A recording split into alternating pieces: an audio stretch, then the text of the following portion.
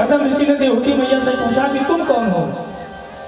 तब देवहूति मैया ने सारी बात करदम ऋषि को बताई। करदम ऋषि बहुत खुश हुए और तुरंत ही एक विमान प्रकट किया और विमान प्रकट करके देवहूति मैया को बैठाया और बैठा करके एक सरोवर का निर्माण किया और देवहूति मैया को बोला कि जा करके इसी में स्नान करो। देवहूति मैया उसी में स्नान करती हैं और 9 यवन को प्राप्त होती हैं, नौजवान हो जाती हैं। करदम ऋषि और देवहूति मैया दोनों काफी समय तक विहार करते हैं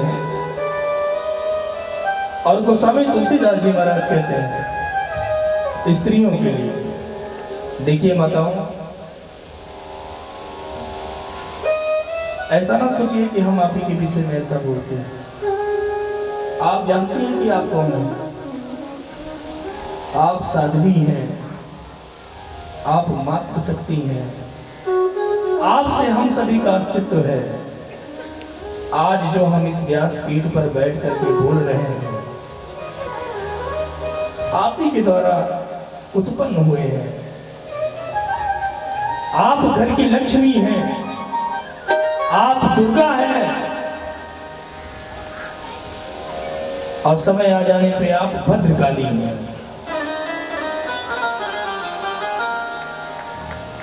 घर का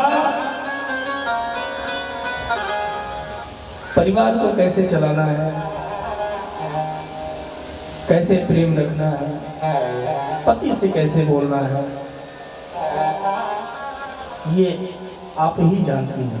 और जो इसको नहीं जानता, मैं तो कहता हूं कि वो स्त्री है ही नहीं। अरे महाराज, मैंने तो कहीं कहीं देखा है कि लोग अपनी स्त्री से ऐसे डरते हैं जैसे लगता है कि कोई आतंकवादी घर में रहा हो। कहते महाराज घर ना जाना पड़े, बस घर ना जाना पड़े, बस कहीं चलो घर ना चलो। गोस्वामी तुलसीदास जी कहते हैं एक ही धर्म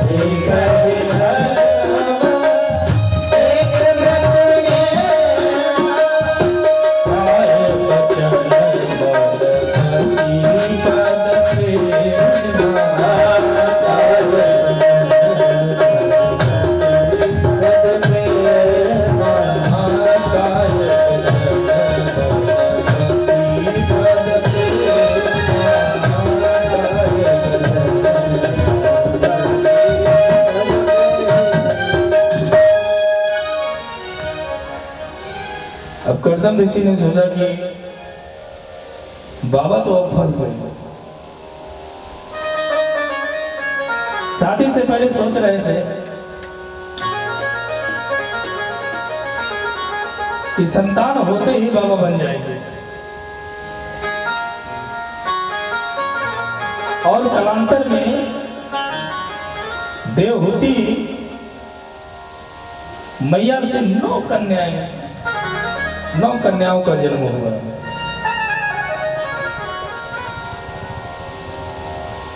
और बाबा जी इस दुनियादारी के चक्कर में पड़ ही गए। तुरंत करदम जी खड़े होकर चल दिए। देवती मैया ने चरण पकड़ लिया कि स्वामी 9 कन्याओं को जन्म दिया है, इनका विवाह तो कर दो, और आपने कहा है कि पुत्र होगा तब हम विरक्त होंगे, तब घर छोड़ेंगे। उसी समय कर्दम जी को याद आया कि भगवान ने कहा था कि कर्दम अगर आप विवाह कर लोगे तो हम आपके यहाँ पुत्र के रूप में आएंगे। कर्दम जी रुक गए।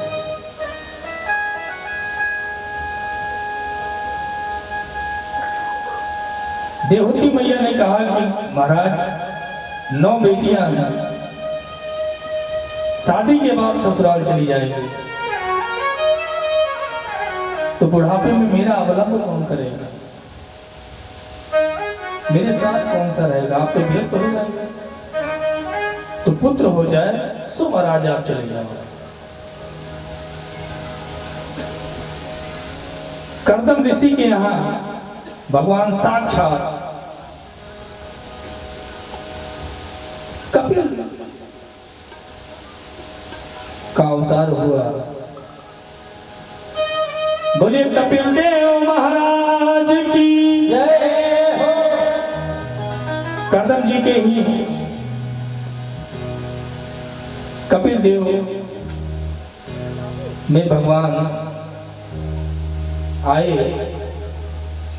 कपिल भगवान का दिव्य दर्शन करके मैया देवहूति कर्दम ऋषि धन्य होते हैं कि बड़ी कृपा हुई जो आपका दर्शन हुआ। मैं निवेदन करना चाहता हूं कि प्रभु मेरे घर में 9 बेटियां हैं,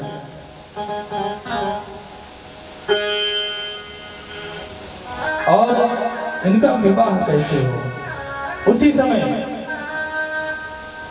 ब्रह्मा जी आए कपिल जी का दर्शन करने के लिए। कर्दम ऋषि ने हाथ जोड़ा, प्रभु मेरी 9 बेटियां हैं, कैसे विवाह होगा। तो ब्रह्मा जी ने कहा कि आपको भटकना नहीं पड़ेगा। ब्रह्मा जी तो सृष्टि का विस्तार चाहते ही थे, तुरंत 9 बेटियों का विवाह ऋषि पुत्रों से कर दिया। कला देवी का विवाह मरीच से, अनुसुईया का विवाह अत्रि से, अरुंधति का विवाह वशिष्ठ से, ख्याति का विवाह भृगु जी से, शांति का विवाह अथर्वण से, क्रिया का विवाह केतु से, और हव्युग का विवाह पुलस्त से। इस तरह 9 बेटियों का विवाह कर्दम जी ने ऋषि पुत्रों के साथ कर दिया और विदा कर दिया। अब सारी बेटियां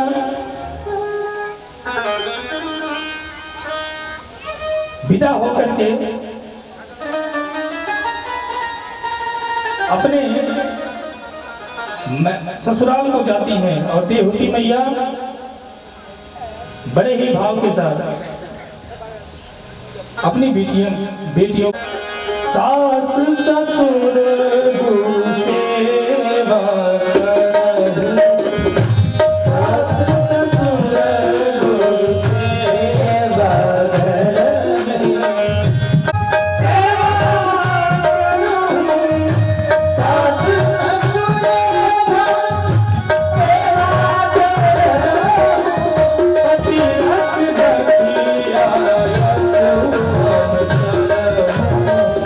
पति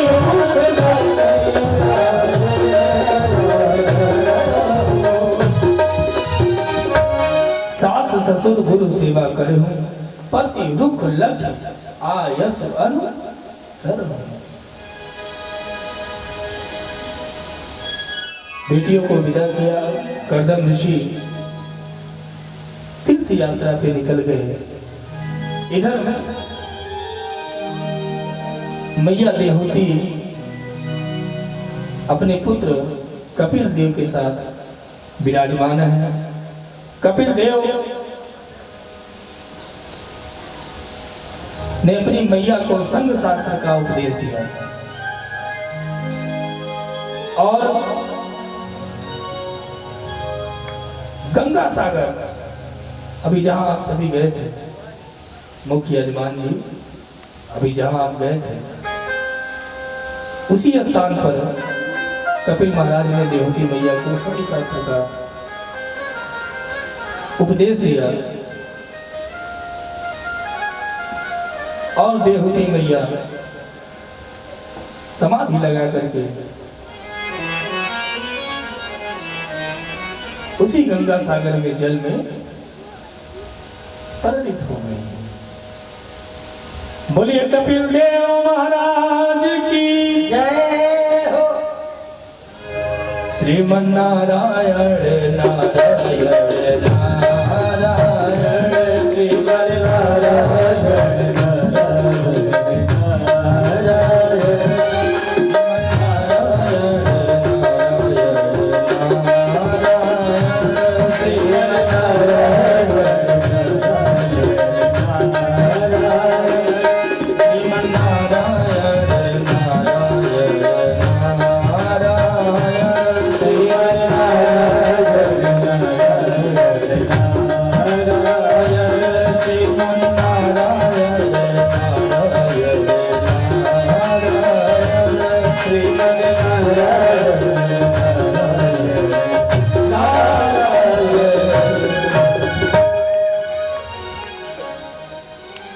मनु कन्याओं का वर्णन करते हुए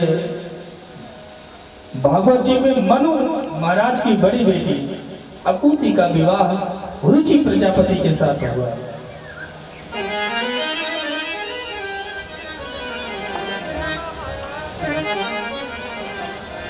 और पुत्री का धर्म आश्रय लेकर के इनके यहाँ साक्षात भगवान यज्ञ नारायण प्रकट हुए। यज्ञ नारायण भगवान का विवाह किससे हुआ? तो बोले दक्षिणा देवी से।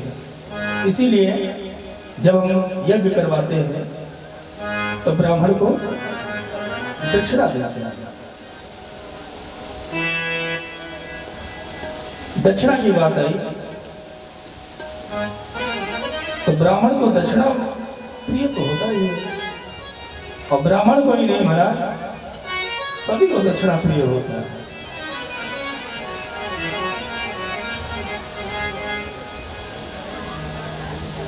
तो यज्ञ की पत्नी का नाम है दक्षिणा।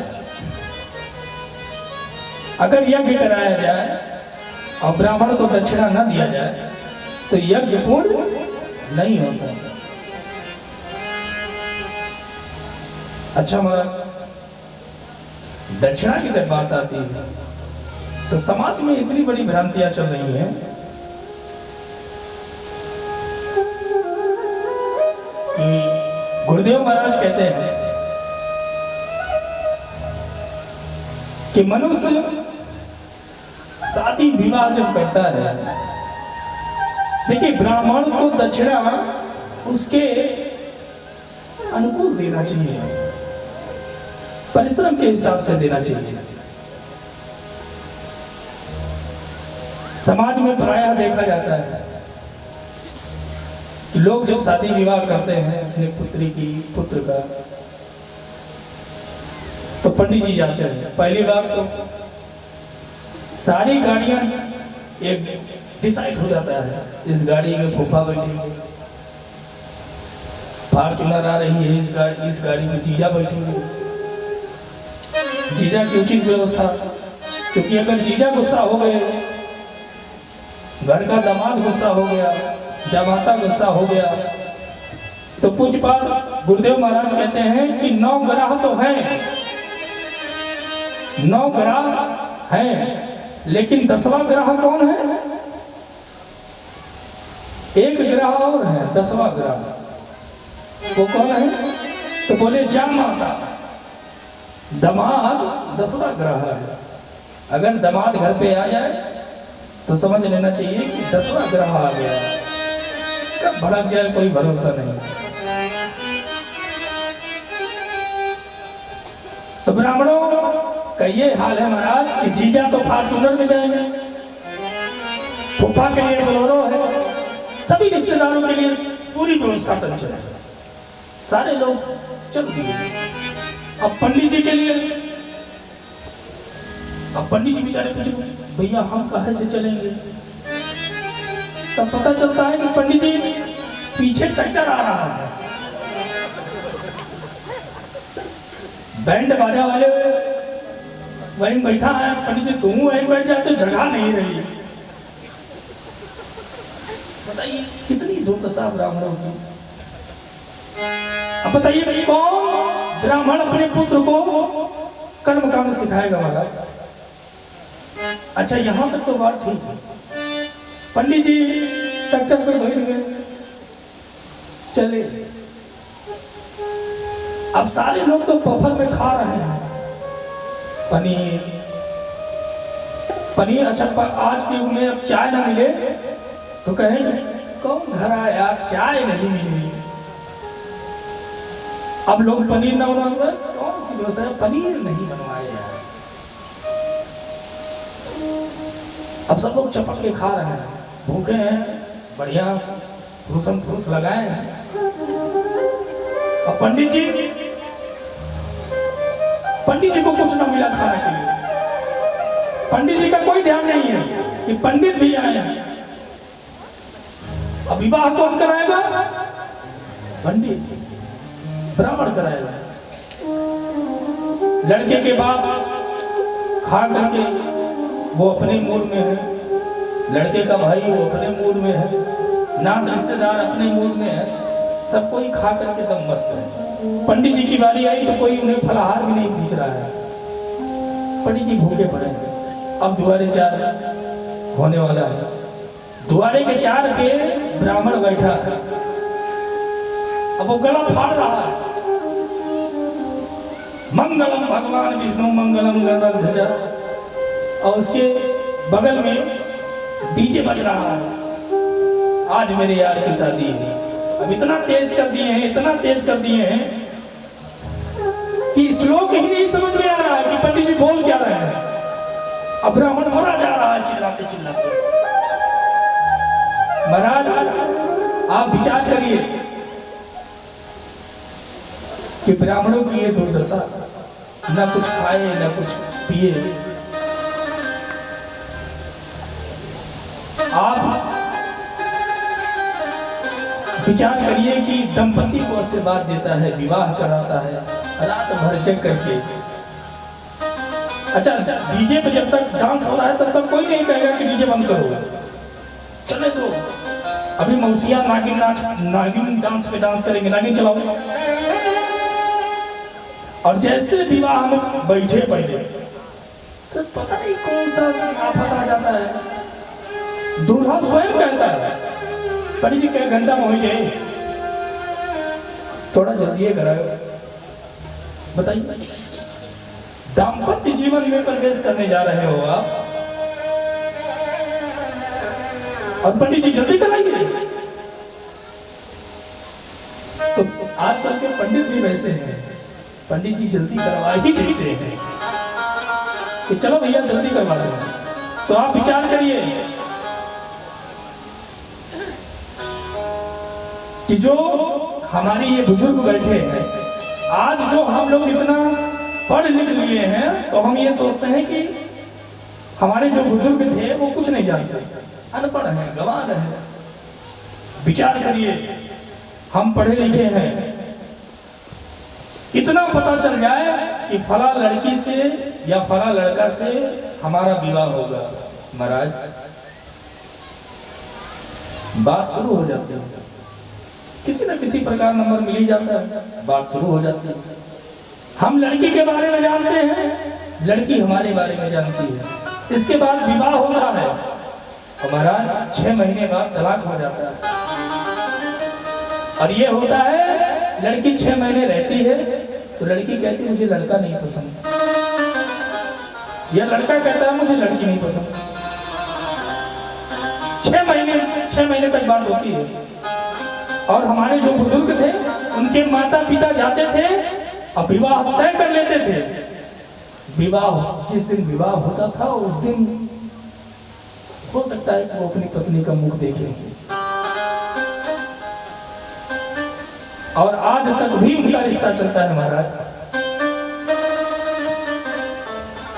ना लड़के की हिम्मत थी कि वो अपने पिता से पूछ लेता कि हमारी पत्नी सुंदर है कि नहीं है, अन्ना पुत्री की हिम्मत थी कि वो अपने माँ से पूछ लेती, पिता से पूछ लेती कि जहाँ रिश्ता तय करके आए हो क्या वो सुंदर है। और अब तो अगर रिश्ता हुआ भी तो ये होता है कि एक बार अपनी बिटिया से पूछ ले, भाई बिटिया पसंद कर ले, उसके बाद हमारा हाँ। अब इसलिए कि हम लोग पढ़े लिखे हैं भाई, ज्यादा पढ़ लिए हैं, तो पंडित ब्राह्मण विवाह कराता है। अच्छा, दान की बात चल रही है, रात भर वो विवाह कराता है। विवाह करने के बाद जैसे उसके दक्षिणा की बारी आती है, आप लोग भी सुन लीजिए तो फिर बताएं आगे।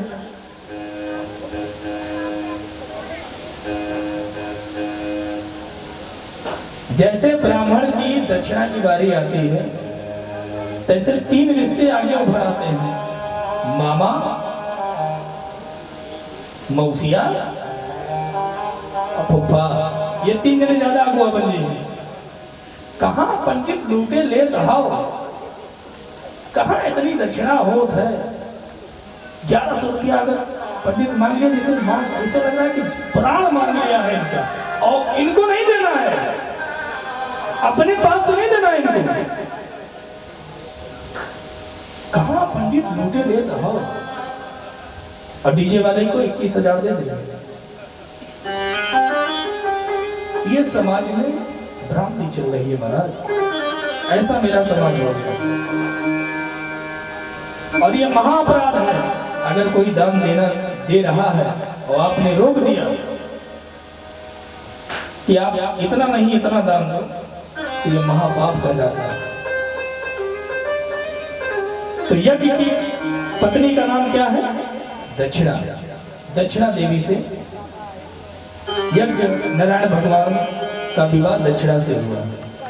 सुखदेव जी कहते हैं, परीक्षित, मैत्रेय जी विदुर जी को प्रसंग सुनाते हैं कि देवहूति माँ की जो 9 बेटियां थी, उनमें अनुसुईया का विवाह अत्रि मुनि से हुआ। उनकी कोई संतान नहीं हुई, और अत्रि ने तप किया तो तपस्या से प्रसन्न होकर के उनके घर में भगवान ब्रह्मा, विष्णु और महेश ये पधारे।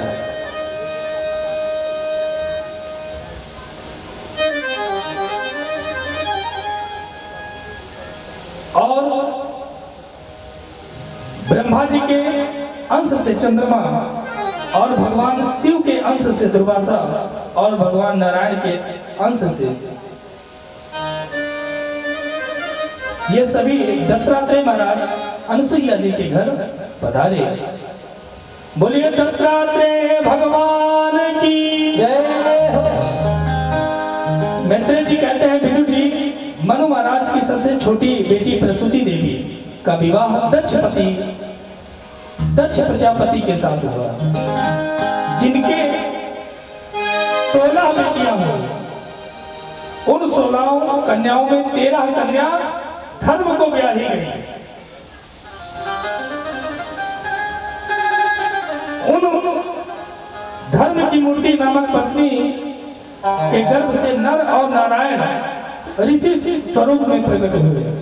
आज भी नर नारायण भगवान बद्रीनाथ में विराजमान है। बोलिए नर नारायण भगवान की जय हो। और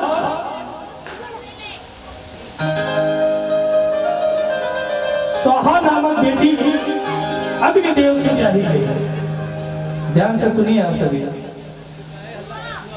अरे केला केवल केला है, सेब है, अंगूर है, इससे ज्यादा कुछ नहीं। देख लीजिए, अभी मुश्किल 10 या 15 मिनट के बाद आपको मिलेगा। आप लोग हर जगह देख लो, केला है, अंगूर है, क्या है, सेब है। इसके बाद चकाचक खाइए। स्वाहा नामक बेटी का विवाह अग्निदेव से हुआ। इसलिए जब हम अग्नि में कुछ डालते हैं तो क्या बोलते हैं? स्वाहा। और स्वधा नामक बेटी का विवाह पितरों से हुआ। पितरों से हुआ। इसलिए जब हम पितर लोग को अर्घ देते हैं तो ऐसे देते हैं।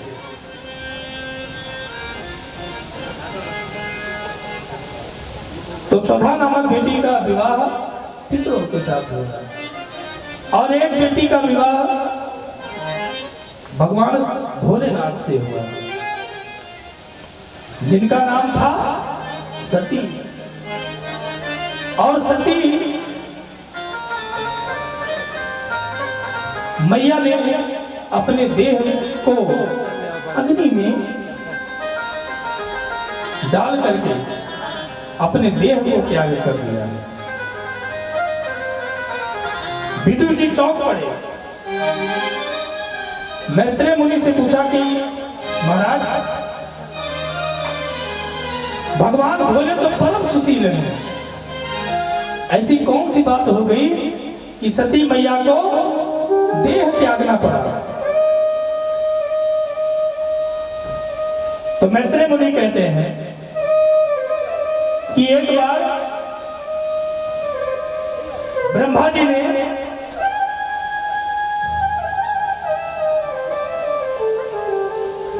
समस्त देव परिकर का अपने प्रिय पुत्र दक्ष को प्रजापति घोषित कर दिया। श्रीमन्नारायण, हम जानते हैं जब तक ये ढकेगा नहीं सबका ध्यान इसी में लगा रहेगा। तो आप लोग हर कीर्तन कर लीजिए, श्रीमन्नारायण नारायण नारायण। मस्ती में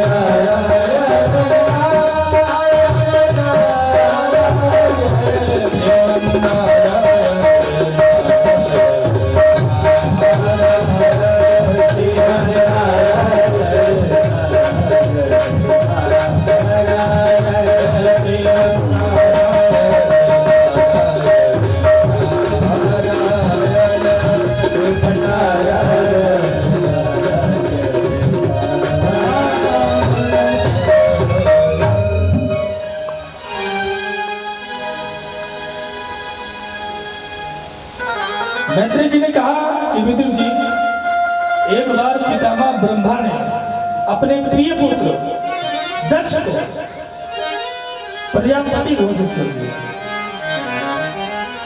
क्या घोषित कर दिया? प्रजापति।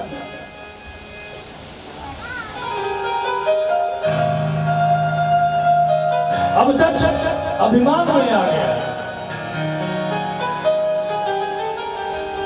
जैसे ध्यान से सुनिए, बड़ा आनंद आएगा। दक्ष को अहंकार हो गया, जैसे ही पद पाया अहंकार होगा। गोस्वामी तुलसीदास जी कहते हैं, को जग में जन्मा असनाही, को जग में जन्मा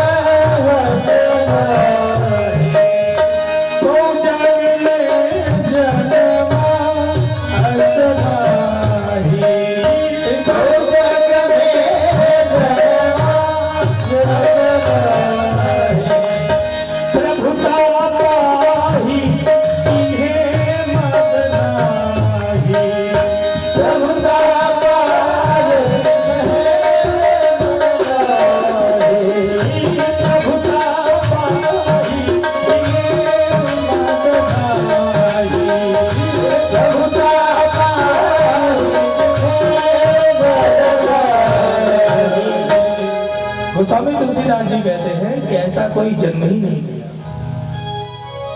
जिनको प्रभुता मिल जाए और वो अहंकार में ना, उसी प्रकार दक्ष जब प्रजापति बन गया तो सारे देवताओं को निमंत्रण दिया। पद पाने के बाद अभिभाषण होता है, मीटिंग बैठती है ना, शपथ ग्रहण। अब दक्ष शपथ ग्रहण ले रहा है, सारे देवता आए, उसी में भगवान शिव भी आए। अब सारे देवता बैठे थे और दक्ष आया। दक्ष जब आया तो सारे देवता खड़े हो गए, लेकिन भगवान शिव नहीं खड़े हुए। अच्छा, नहीं खड़े हुए इसका कारण यह है कि भगवान शिव अधिक देर तक अपनी आंख को खोल करके नहीं रख पाते। वो आंख बंद करके राम जी का स्मरण किया करते हैं। भगवान की आंखें बंद थी, दक्ष आया, सारे देवता खड़े हुए, विष्णु जी नहीं खड़े हुए, ब्रह्मा जी नहीं खड़े हुए और भगवान शिव नहीं खड़े हुए। अब दक्ष जैसे देखा कि ये नहीं खड़ा हुआ, तो विष्णु जी को देख करके कहा कि चलो ये तो साक्षात नारायण, ये नहीं खड़े हुए तो कोई बात नहीं। ब्रह्मा जी तो हमारे पिता ही हैं, वो नहीं खड़े हुए कोई बात नहीं, लेकिन ये तो शंकर तो हमारा दामाद है, हमारा जमाता है। लगे भगवान को भला बुरा कहने।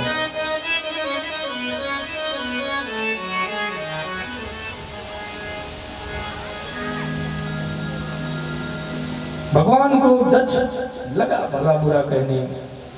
कामी, जटिल, नग्न, भूतों के साथ रहने वाला, ये क्या जाने कि किसी का आदर कैसे किया जाता है। अरे मैंने ब्रह्मा जी के कहने से अपनी मृगनयनी जैसी पुत्री का विवाह इस जटिल से कर दिया।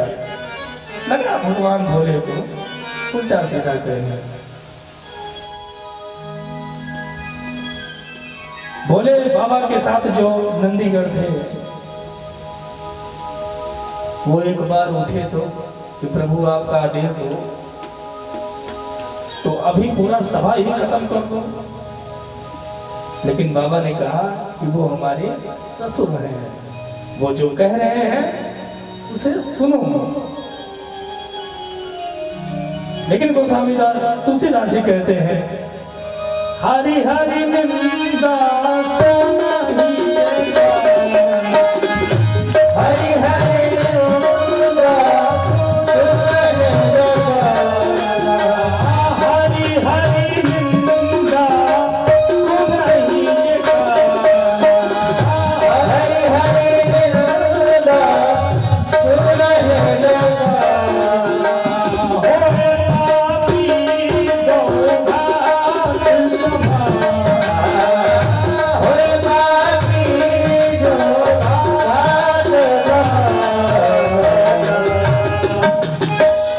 नंदी महाराज क्रोध में आ गए, प्रभु हम आपकी ये निंदा नहीं सुनते।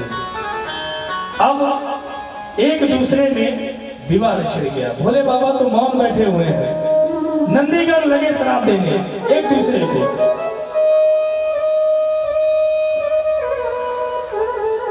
दक्ष ने कहा कि शिव किसी भी यज्ञ में तुम्हारा कोई अधिकार नहीं होगा। दक्ष ने भगवान शिव को श्राप दिया। नंदी बाबा ने कहा कि दक्ष जो तू मैं करता है, तुझे अहंकार है अपने पद का, जो तू मैं करता है, जा मैं तुझे श्राप देता हूं कि तेरा सिर बकरे का हो जाए। एक दूसरे को श्राप दे करके भोले बाबा कैलाश पे आ गया। अब इधर दक्षिण हरिद्वार में कनकल घाट पर एक यज्ञ का प्रयोजन किया और उस यज्ञ में सभी को निमंत्रण दिया। दक्ष उस यज्ञ में सभी को निमंत्रण दिया और किसको निमंत्रण नहीं दिया? केवल तो बोले अपनी बेटी को, सती को, भोले बाबा को, अपने दामाद को निमंत्रण नहीं दिया। अच्छा, बड़े मजे की बात। अच्छा, गांव में अगर किसी एक आदमी का निमंत्रण ना हो तो जितने गांव के लोग, जितने लोग रहते हैं, बार बार उससे पूछेंगे, भैया चलो ना नवतवा, कामा तुका नवतो नहीं होगा, कुछ बाहर आ तो रे तुझे नहीं मां। मतलब लोग चिढ़ाते हैं। यहां तक तो बात ठीक है महाराज, अब तो बात इतनी बिगड़ चुकी है कि अगर फला का न्योता कार्ड आता है तो लोग कार्ड चुरा करके रख लेते हैं कि कार्ड देंगे ही नहीं।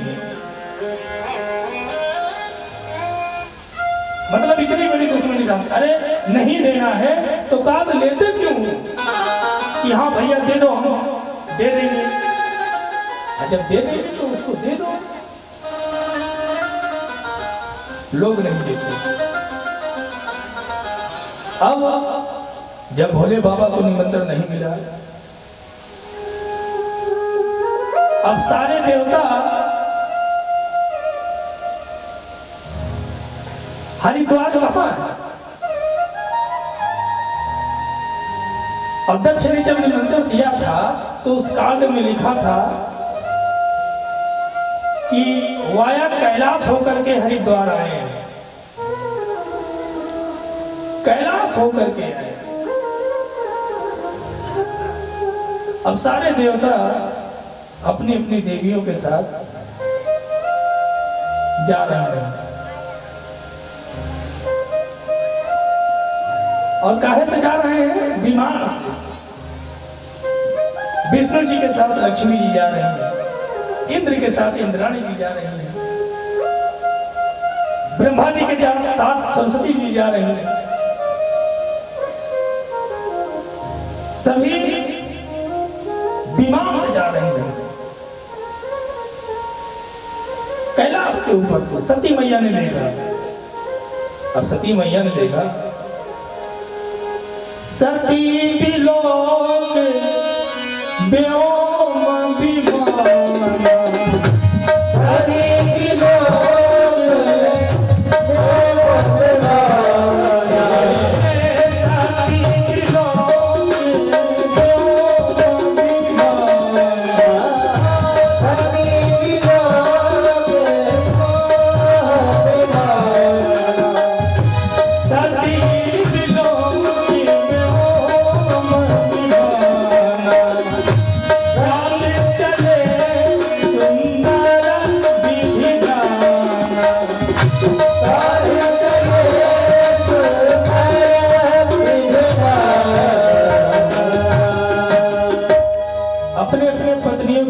सभी बैठ करके यज्ञ में जा रहे हैं विमान पे।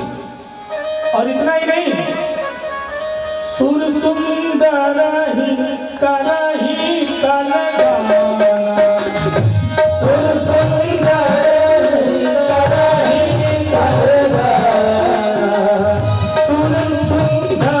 कलगाना, सुर सुनत सब छूटा ही मुनि जाना, सुनत सब छूटा ही मुनि जाना। गोस्वामी तुलसीदास जी कहते हैं कि विमान से जा रही है, सुर सुंदर ही करही कल गाना।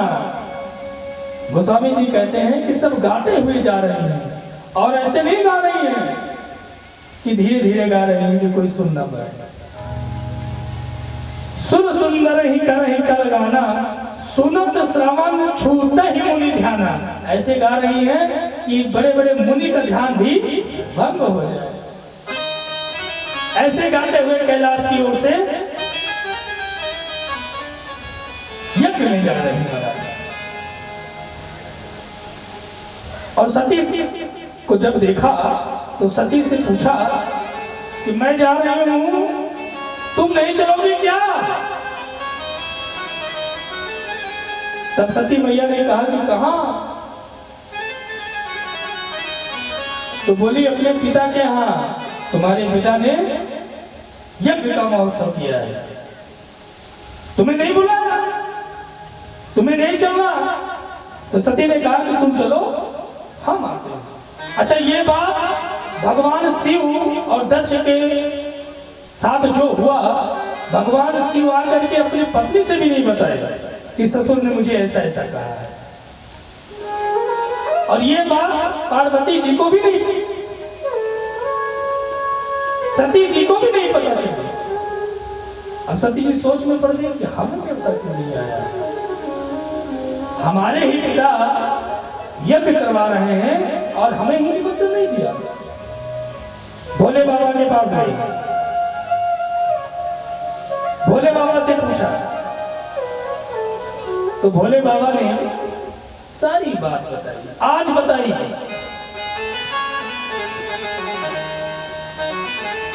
आज बताई भोले बाबा ने कि हमारे और तुम्हारे पिता के बीच ऐसा ऐसा हुआ है। इसी वजह से उन्होंने सबको निमंत्रण दिया और हमको निमंत्रण नहीं दिया। अब सती जी कह रही है, गोस्वामी तुलसीदास जी की क्या रचना है। गोस्वामी तुलसीदास जी कहते हैं कि सती जी कह रही है भोले बाबा से, पिता भवन उत्सव परम जो प्रभु आय सुधोई, तो मैं जाऊं कृपा यतन सादर देखन सोई। अगर आपका आदेश हो तो प्रभु हम चले जाएं। भगवान ने कहा कि सती, आवत ही हर से नहीं, नैनन नहीं सने।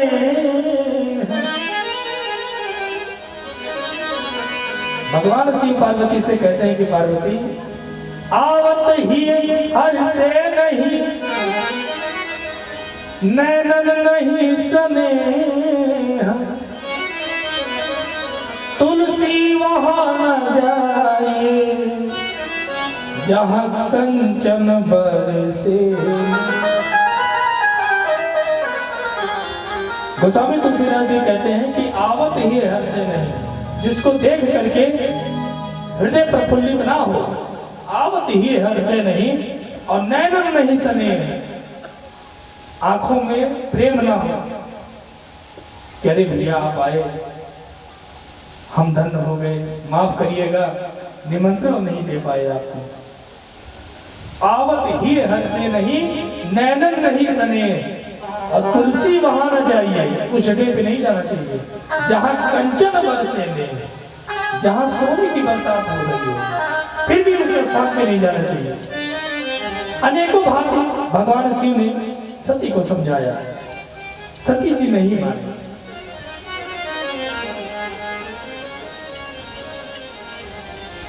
और सती जी ने एक बात और कही है भगवान शिव से,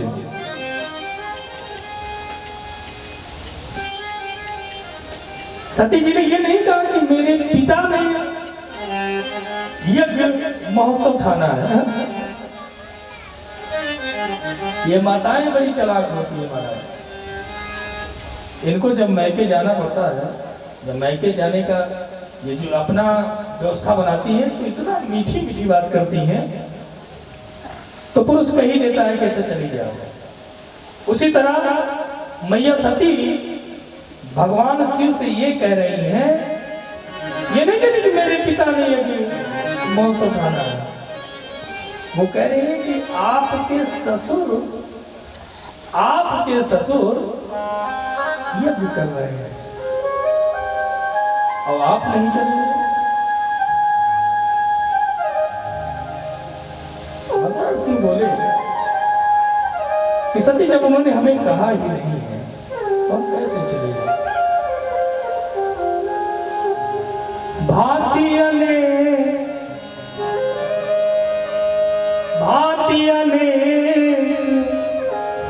शंभु समझा, भारतीय ने शंभु समझा, भारतीय ने शंभु समझा, भारतीय ने शंभु समझा।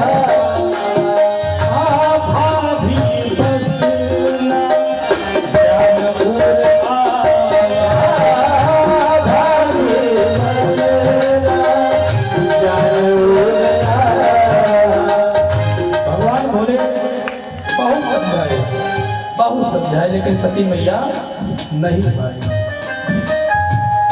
सोचिए, भगवान शिव सती मैया को समझा रहे हैं और सती मैया नहीं मानी और भगवान शिव हार गए पत्नी से। और अगर आजकल हम लोग समझाएं अपनी पत्नी को, अगर अपनी पत्नी से हार गए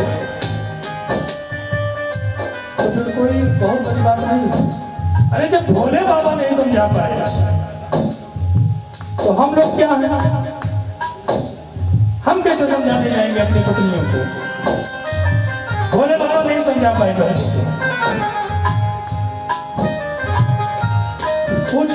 कुछ पत्नियां ऐसी होती हैं, पुरुष चाहे जितना समझाए उनके समझ में आता ही नहीं।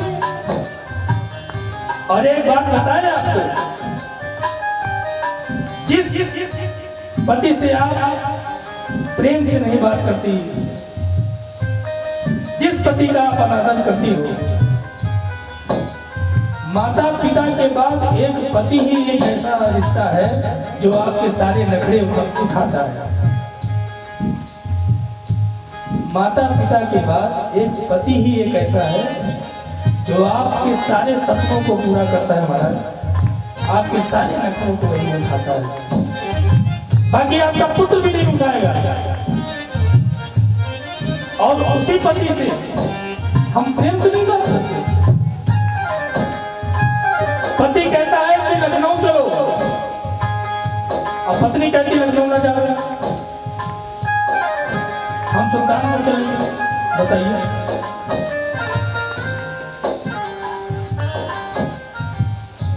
जो पति रातों रात जग करके मेहनत करके, आपको ऐसा लगता है ना कि हम भोजन बना लेते हैं तो बहुत बड़ा कार्य होगा। मैं मानता हूँ आप गृहस्थी चलाते हो, बड़ा कार्य है। लेकिन महाराज आपका पति ऑफिस में 10 मिनट लेट हो जाए तो उसका मालिक उसको कितना धिक्कारता है। आपका पति 10-12 घंटे ड्यूटी करके खुद से भोजन बना करके पाता है आप लोगों के लिए कि हमारे बच्चे तकलीफ में ना हो, हमारी पत्नी को कोई तकलीफ ना हो। और वही पत्नी अपने पति से प्रेम से बात नहीं कर सकती महाराज। जो भी पत्नी ऐसा करती है तो धिक्कार है। ये व्यासपीठ उसे धिक्कारता है, उसे एक बार नहीं 100 बार धिक्कारता है। और पतियों के लिए भी है कि अगर आप बाहर कमाते हो तो आपके धन का सृजन आपकी पत्नियां करती हैं। पति को भी इस घमंड में नहीं रहना चाहिए कि तुम केवल मेरी सुनो, मैं तुम्हारा नहीं सुनूंगा।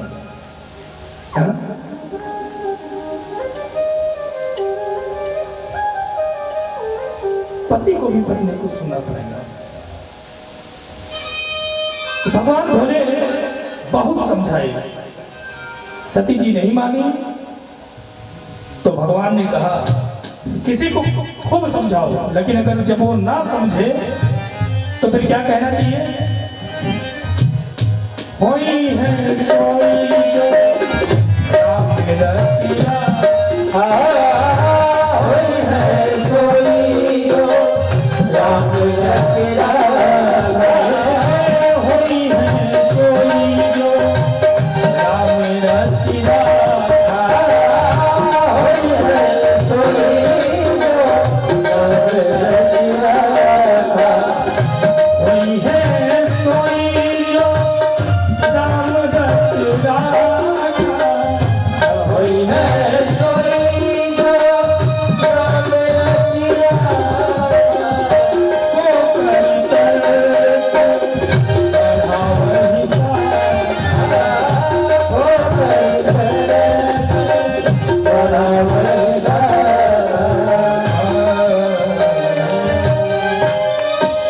छोड़ देना चाहिए कि अब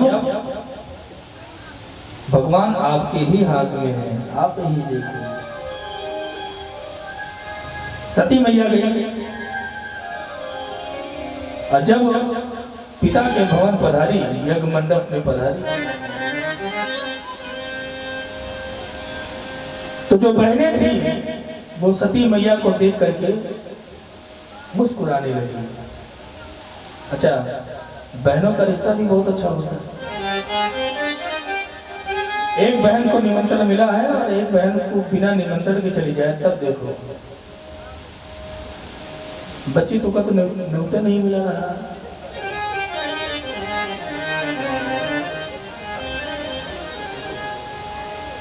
तो बहनें सती को देख करके बहुत मुस्कुराई आई।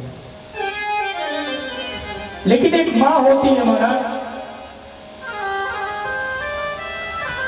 जिन माँ को हम सभी कहते हैं कि चुप रहा करो, तुम्हें बोलने नहीं आता।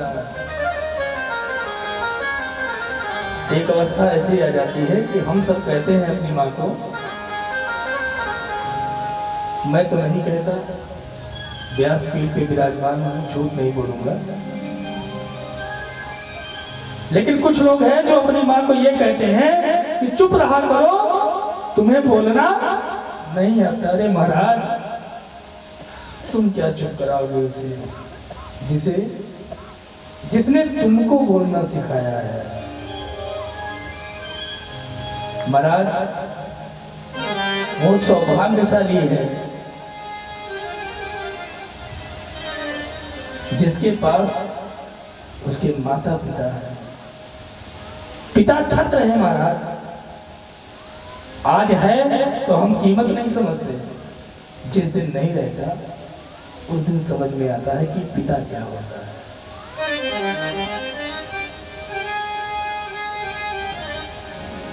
हमने यहां तक देखा है कि लोग अपने माँ बाप को मारते भी हैं महाराज, लेकिन धन्य है हमारे यजमान कृपाराम तिवारी जी, और धन्य है हमारी मैया जी, जो इनके दोनों सुपुत्र ब्रजेश भैया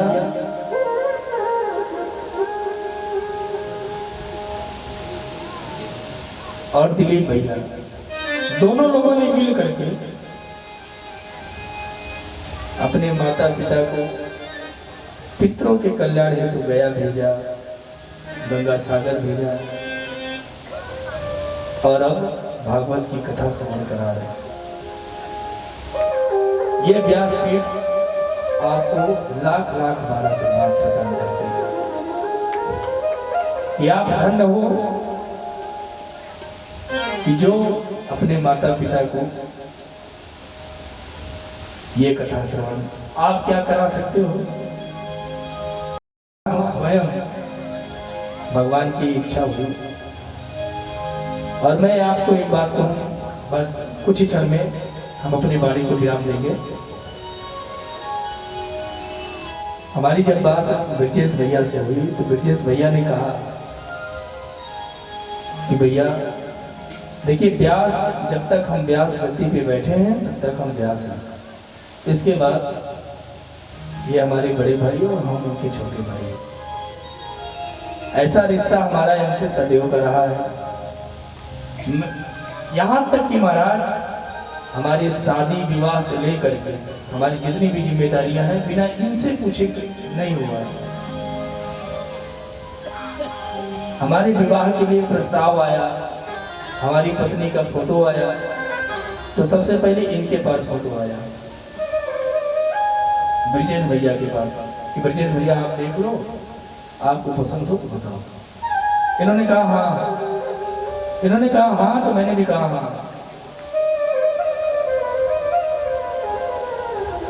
इनसे हमें सदैव प्यार मिलता है।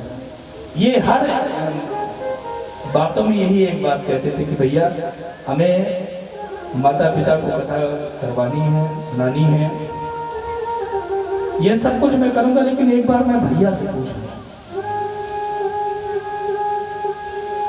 और आपसे पूछे भी, आपसे हमारी बात भी ये करवाए। तो हमने कहा कि भैया क्या, मैं ये नहीं चाहता भैया, मैं ये चाहता हूं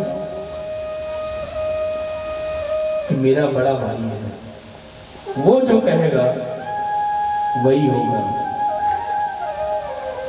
हमारे घर के लोग क्या सोचते हैं उससे हमें कोई प्रभाव नहीं पड़ता, लेकिन जो भी मैं करूंगा भैया से पूछ लूंगा, फिर आगे कदम उठाता हूं। फिर इन्होंने मेरे पास कॉल की और मैंने आपसे बात की, झूठ तो नहीं बोल रहा हूं।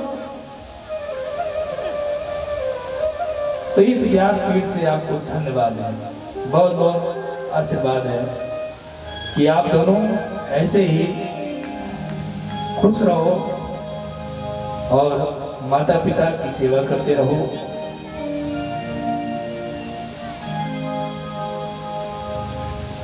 बोले ठाकुर जी महाराज की जय। तो बहनें सती मैया को देख करके मुस्काई, लेकिन माँ जैसे ही सती मैया को देख ली तो सादर भर ही मिली एक माता, सादर भर ही मिली एक माता, सादर भर ही मिली एक माता, सादर भर ही मिली एक माता।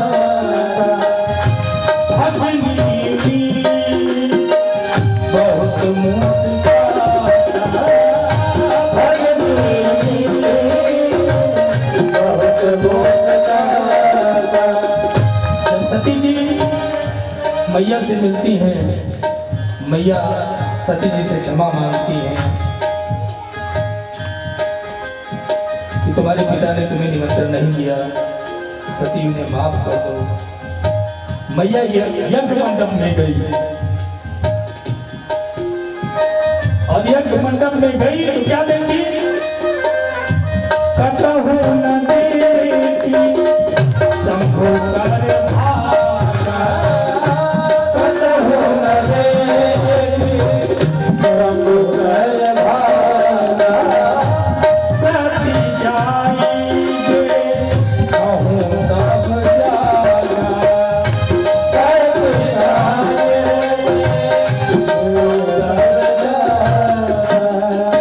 सती मैया ने अंदर जाकर देखा तो सभी देवताओं का भाग था, लेकिन भगवान शिव का कोई भाग नहीं था। मैया सती को क्रोध आया। एक बात मैं आपको और स्पष्ट कर दूं कि मायके में भी अगर कोई अपने पति, आपके पति का बुराई करे तो आपको डांट लगा देना चाहिए। शास्त्र में लिखा है कि अगर पिता भी अपनी पुत्री के सामने अपने दामाद की बुराई करे, भला बुरा कहे, तो पुत्री को डांट लगा देना चाहिए। अपने पति के खिलाफ एक शब्द नहीं सुनना चाहिए महाराज। जो पत्नी ऐसा सुनती वो अगले जन्म में छछूंदर होती है। और यहाँ तक तो छोड़ो महाराज, हमने ये देखा है कि पत्नियां अपने पति को मायके में बुलवा करके भैया और बाबू से मरवाती भी है। तो ऐसा नहीं करना चाहिए। सती मैया ने जाकर के देखा और शंभू भगवान भोले का कोई भाग नहीं था। मैया को क्रोध आया और मैया ने क्या किया? अस कहियो अगन तनु जारा, अगन तनु जारा, अस कहियो अगन तनु जारा, अस कहियो अगन तनु जारा, भयो सकल मन हाहाकारा, भयो सकल मन हाहाकारा। सती मैया ने अग्नि में कूद करके अपने शरीर का परित्याग कर दिया कि जहां मेरे पति का आदर नहीं है, मेरे पति का सम्मान नहीं है, ऐसे पिता द्वारा दिया हुआ देह मैं रख के क्या करूंगा। दक्ष के सामने ही अपने शरीर को त्याग दिया और शरीर त्यागने से पहले पिता से कहा कि तुम्हारा दिया हुआ शरीर मैं तुम्हारे ही सामने त्याग कर रही हूँ। कुंड में कूद करके, अग्नि कुंड में कूद करके सती मैया अपने शरीर को त्याग दिया। जब भोले बाबा के गण इतना देखे तो वो भोले बाबा के पास गए, भोले बाबा से पूरी बात बताई। भोले बाबा को क्रोध आया, क्रोध आ करके एक जटा से एक बाल उखाड़ा और उखाड़ करके पटक दिया महाराज। तो वीरभद्र भगवान प्रकट हो गए। बोले वीरभद्र भगवान की जय। वीरभद्र प्रकट हुए। वीरभद्र ने कहा कि महाराज आज्ञा करेंगे, क्या करेंगे? भगवान भोले ने कहा कि जाकर के दक्ष समेत यज्ञ का विध्वंस कर दो। वीरभद्र आए, पूरे यज्ञ को नष्ट कर दिए, यज्ञ मंडप को नष्ट कर दिए और दक्ष का सर काट करके अग्निकुंड में फेंक दिया। अब ब्रह्मा जी सारे देवता आए, यज्ञ नहीं पूरी हुई, ये भी तो अपराध है। यज्ञ अगर शुरू हो गई तो उसको पूरा होना ही। सारे देवता मिल करके ब्रह्मा जी के पास गए। भगवान भोले के पास गए सारे देवता और भगवान शिव से प्रार्थना करने लगे कि भोलेनाथ,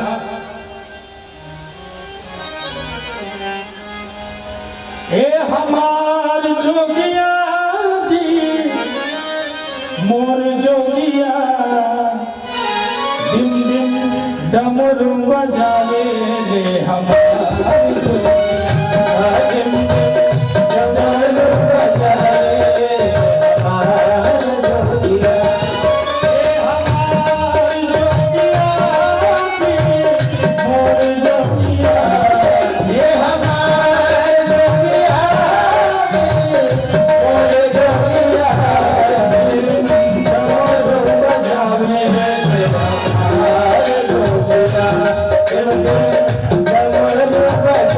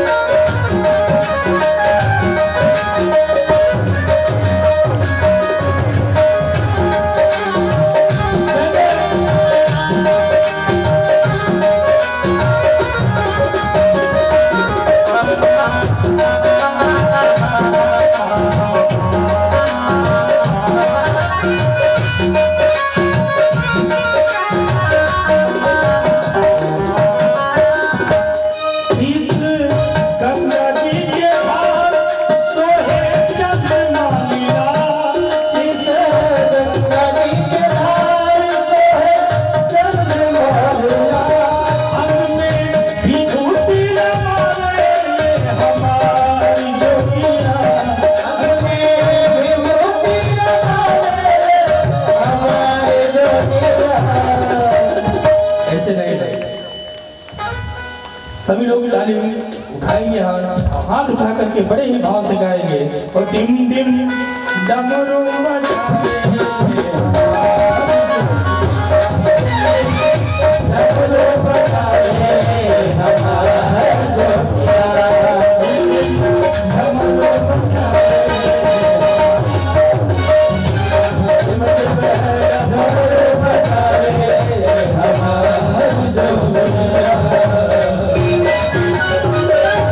भोले भोले राम पाया।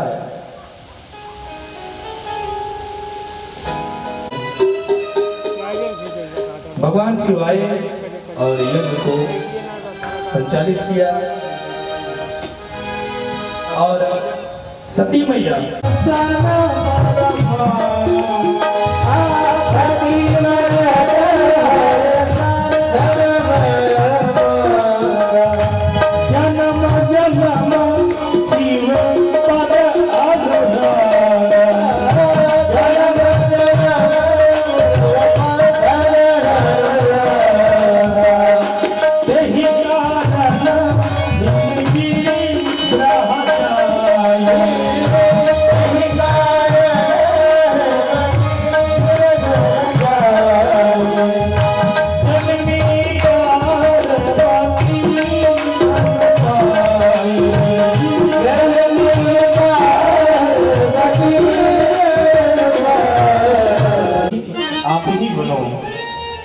तो हिमाचल के यहाँ कालांतर में हिमाचल राजा के यहाँ मैया सती का जन्म होता है, पार्वती नाम होता है और भगवान भोले से भगवान शिव शंकर से पुनः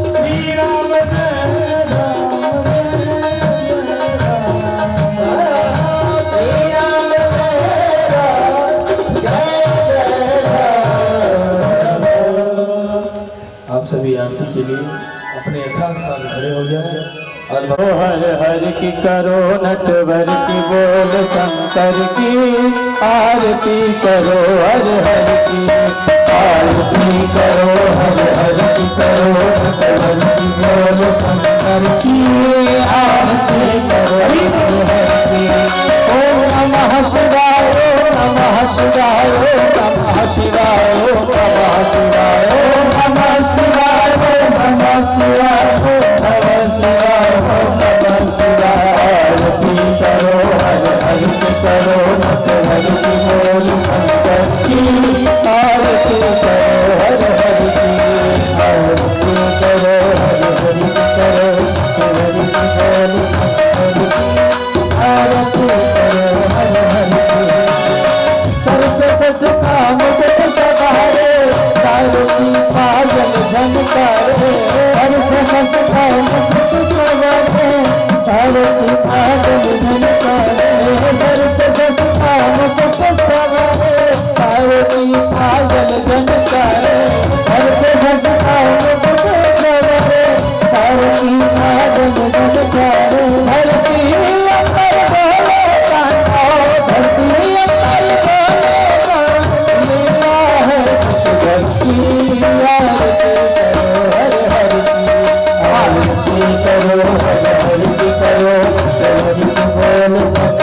की आरती करो हर हर की। ओम नमः शिवाय ओम नमः शिवाय ओम नमः शिवाय ओम नमः शिवाय ओम नमः शिवाय ओम नमः